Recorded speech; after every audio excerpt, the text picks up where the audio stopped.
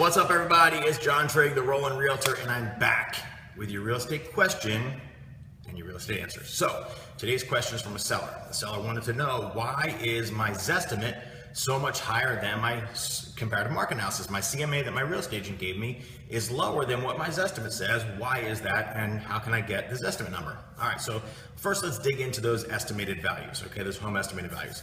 Those systems, whether it's homes.com or realtor.com or Redfin or Trulia or Zillow, or any of those websites, they use something called an AVM, an automated valuation model, okay, AVM.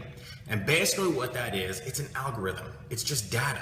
It's information compiled and contrasted and put together to come up with a rough idea. Now, the downside of that is it has no idea of what the real world value is of the house, number one. Number two, you can't use any of the information. You can't use that for mortgage or loan information. The banks aren't going to accept it. So it's not even good for that. It's literally just a rough opinion based on a series of ones and zeros that every computer program runs. So why is it different? Well, most of the sites use tax roll records. They use recent sales. They use pending sales, and they use neighborhood desirability. You know, it does one particular area over another have a lot more visitors than other areas. So they try to compile these things and come up with rough ideas. Why is the number different? Well, they don't know what's going on inside the house. When you get a CMA, your agent is going to come out and they're going to actually walk through your house. They're going to actually take note. They're going to take pictures. They're going to ask a lot of questions. They're going to get a real world estimation of what your house has to offer. So why are the numbers different? Well, I'll give you one example. When you do a Zillow estimate or a Zestimate, you may put in your address, and based on your address and based on recent sales and based on tax roll records and based on all the different information they use for their proprietary algorithm, the number comes up at $300,000, rough number. Well, now you have an agent come through, and the agent looks and sees that houses are selling very quick in your area. The average home time is 3 to 10 days to get sold. House prices are raising. They're up from last year, maybe 10%, 12%, whatever the case is. Inventory is very low, so those things all work in your favor.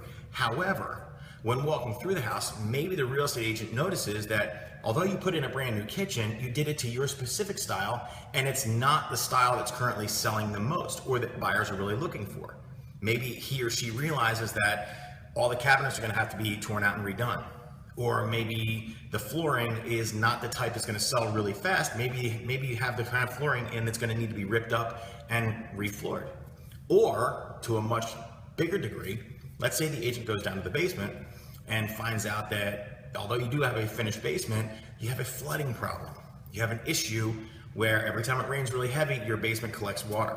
Well, that's not something that the Zillow estimator is going to know, but it is something that an agent coming out live and in person is going to recognize, is going to see as a potential problem, and is going to understand, is going to have to take down from that value of the house, because ultimately a buyer is going to ask the question, and in the seller's disclosure, it's going to be there. So buyers are going to adjust their offers accordingly to account for work that's going to need to be done. Or let's take another direction. Let's say the Zillow estimator is looking at all the houses in the area, or Trulia or Redfin or Homes, whatever. It doesn't even matter what company you use. Let's just say they're looking through them. Well, when your agent comes out, maybe the agent recognizes that the roof is nearing the end of its dependable life, that it's going to have to be changed out. But as a seller, you don't want to do that work because you know it's very expensive to get done. So knowing that information, the realtor or the real estate agent in doing their CMA is going to account for that. Something that the website's algorithms cannot account for because they have no idea the shape of the roof. They had no idea about the leak in the basement. They had no idea about the cabinets in the kitchen. Those are things that it cannot account for.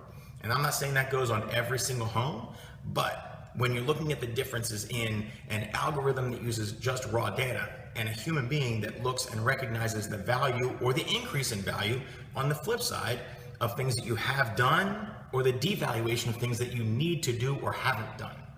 Those are reasons why your CMA and your estimate online, your home estimate, are often very, very different. And obviously, as you should do, if you do get two different numbers and you get your CMA and it's vastly different from your estimate, sit down with your real estate agent and ask him or her why. What are the differences? So this number came here, this number came here. What do you think is the reason for that discrepancy? What can I do to get my house the highest number of value possible? And what is your personal opinion? What do you think, as the professional, what do you think I need to get done? So have that conversation. If anything, use those estimates as a door to open to have a conversation with your agent so you have much more disclosure. I hope I answered your question and given you a little bit of light on what those models are and how they come to those numbers. If you have any other questions, feel free to call, email, text.